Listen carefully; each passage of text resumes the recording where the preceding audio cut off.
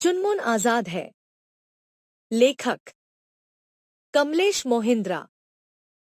चित्रांकन आशीष सेनगुप्ता। सुमी अपनी मम्मी के साथ सैर करने गई। उसने नाली में गिरा पड़ा चिड़िया का एक छोटा सा बच्चा देखा। वह बोली, देखो मम्मी, देखो, चिड़िया का बच्चा। इसकी मम्मी कहाँ गई? इसका घर कहाँ है? इससे पहले कि मम्मी उसके सब सवालों का जवाब दे, सुमी माँ का दुपट्टा खींचते हुए बोली, हाय बेचारी, छुटकी सी चिड़िया। मम्मी, इसे घर ले चलो। हम इसके बिना घर नहीं जाएंगे। मम्मी ने संभल कर धीरे धीरे नन्ही चिड़िया को नाली में से उठा लिया। ध्यान से अपने रूमाल में उसे लपेटा। उसकी एक टांग की हड्डी टूटी हुई थी, इसीलिए वह खड़ी भी नहीं हो सकती थी।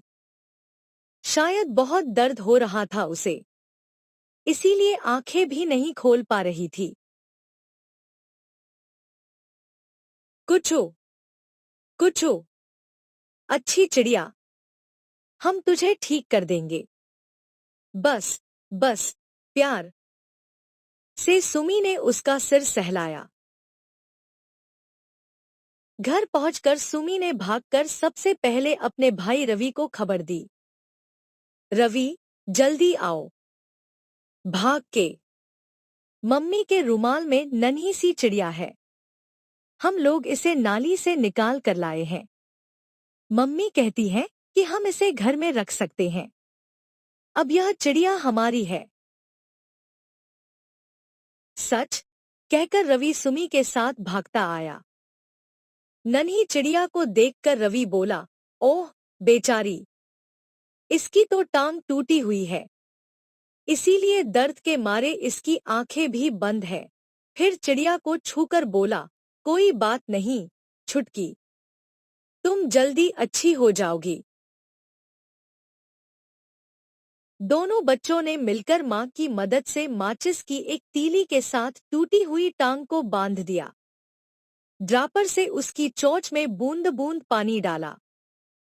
पानी अंदर गया तो छुटकी चिड़िया ने आंखें खोली। थोड़ी ही देर में गत्ते के डिब्बे में उसके लिए नरम सा बिछौना भी तैयार किया गया। बिछौने पर उसे लिटाकर सुमी बोली, गुड नाइट नन्ही चिड़िया। रवि बोला, आराम से निन्नी कर ले छुटकी, कल जब मिलेंगे तो तू खड़ी होकर खूब ची ची करेगी। सोने वाले कमरे में आकर सुमी ने कहा, अरे रवि भैया, छुटकी रानी ने अपना नाम तो बताया ही नहीं। रवि हंस पड़ा, वह तो अब सो रही है, तुम ही सोचकर उसका कोई नाम रख दो। सुमी चुटकी बजाकर बोली, आ गया। मुनिया या चुनमुन? चुनमुन चलेगा, रवि ने उत्तर दिया और फिर दोनों सो गए। उठो सुमी, उठो, जल्दी उठो, सुबह रवि ने आवाज दी। सुमी ने आंखें खोलते ही पूछा, चुनमुन ठीक है ना? वह उठ गई? उठ गई, रवि बोला, अरे गई? वह तो बड़े मजे से ची ची कर रही है। मम्मी ने उसे नाश्ते में दूध में भीगी डबल रोटी दी है। यह सुनते ही सुमी भागकर सीधी चुनमुन के पास पहुंच गई। उसने देखा कि चिड़िया ची ची ची कर रही है और गोल मटोल कुत्ता गब्बू बहुत ध्यान से उसकी बातें सुन रहा है। जल्दी ही चुनमुन और गब्बू की खूब दोस्ती हो गई। गब्बू हर समय उसकी चौकीदारी करता रहता। अब्दुल माली की बिल्ली मानो को चिड़ियों का शिकार करना अच्छा लगता था, लेकिन मानो जब भी चुपके से अंदर आना चाहती तो गब्बू भौंकने लगता, जैसे कह रहा हो, तू अंदर नहीं आ सकती, भाग यहाँ से मानो, वरना चुनमुन हमारी है। मानो भाग जाती। चुनमुन खुश होकर जोर से चींची करते हुए गब्बू का धन्यवाद करती। कुछ दिनों बाद चुनमुन का पाँव ठीक हो गया। रवि और सुमी ने माचिस की तीली निकाल दी। वह घर के भीतर इधर उधर डोलने लगी।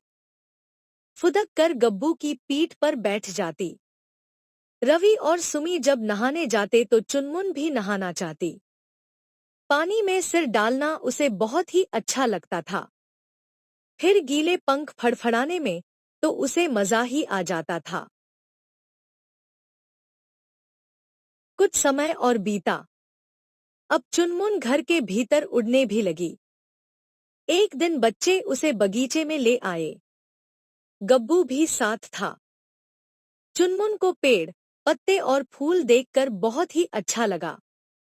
वह ची ची करती हुई नाचती और फुदकती रही। गब्बू का ध्यान बिल्ली की ओर ही था। धीरे धीरे चुनमुन ने बगीचे में ही अधिक समय बिताना शुरू कर दिया।